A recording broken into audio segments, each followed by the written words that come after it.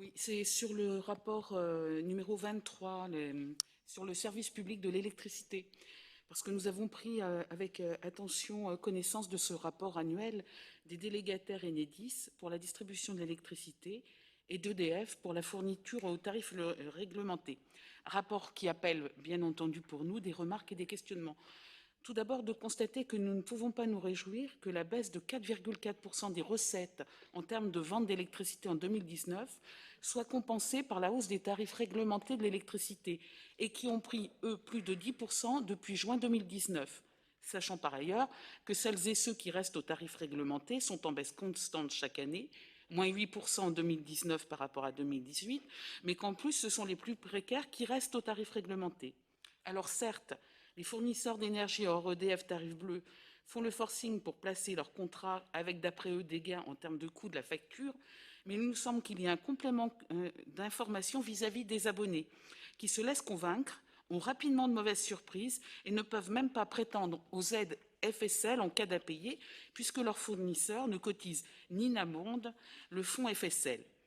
Il y a ici des parlementaires ou ex-parlementaires qui ont toujours leur réseau et qui pourraient tout de même intervenir dans d'autres instances afin qu'il soit fait obligation à tous les fournisseurs d'abonder le FSL.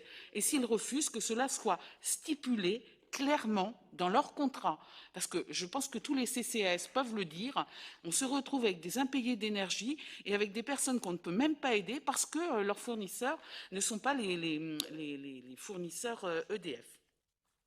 La précarité énergétique, vous le savez, est une problématique qui prend de l'ampleur chaque année, pas simplement parce que les immeubles occupés par nombre de locataires ou propriétaires seraient simplement des passoires énergétiques, mais bien parce que la précarité et la pauvreté progressent à la vitesse grand V et qu'à la faveur de cette crise sanitaire, économique et sociale que nous commençons juste à traverser, je pense qu'on en est tous conscients, va révéler l'ampleur de ce problème majeur.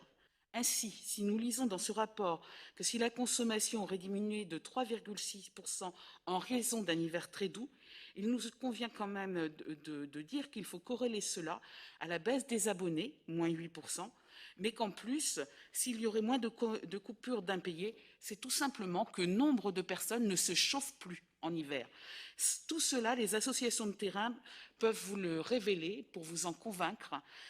Nous avons une précarité énergétique qui est quasi invisible.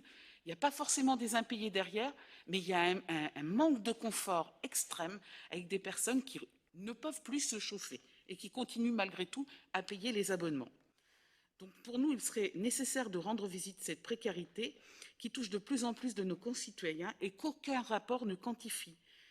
Ce qui est profondément injuste également lorsqu'on lit les factures, c'est qu'en fait, sur une facture d'électricité, près de 40% du montant des factures sont des taxes et abonnements divers. Et ça, c'est extrêmement difficile, notamment quand pour EDF, les abonnements ont pris plus de 10% en un an. Enfin, je voulais ici m'élever contre un procédé que j'ai remarqué dans ce rapport, qui est utilisé par EDF, concernant les redevances à la collectivité et qui est en page 4 du rapport. Cela concerne la redevance d'investissement, dite R2, et qui couvre une partie des dépenses effectuées par les villes, à condition que ces dépenses soient supérieures à la moitié de la taxe communale sur la consommation finale d'électricité. Vous le savez, mes chers collègues, cette taxe n'est pas obligatoire, elle est tout à fait optionnelle.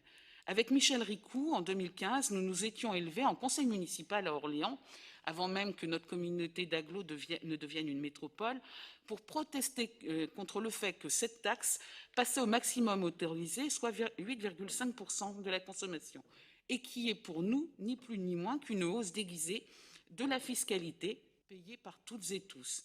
Ici et en clair, EDF incite donc les communes à percevoir cette taxe sur la consommation pour qu'ensuite les communes puissent percevoir cette redevance R2. Dans notre métropole, il y a des communes qui appliquent cette taxe, Orléans, et il y en a d'autres pour qui cette taxe est à zéro. Je cite Saran parce que c'est celle que je connais. C'est juste insupportable. Il y en a d'autres, mais bon, j'en cite une, celle-là j'en suis sûre. Je ne suis pas allée vérifier sur les 22 autres communes, Monsieur le Président. C'est juste insupportable en ces temps difficiles pour nombre d'entre nous qui sont ou vont tomber dans la précarité et la pauvreté. Merci.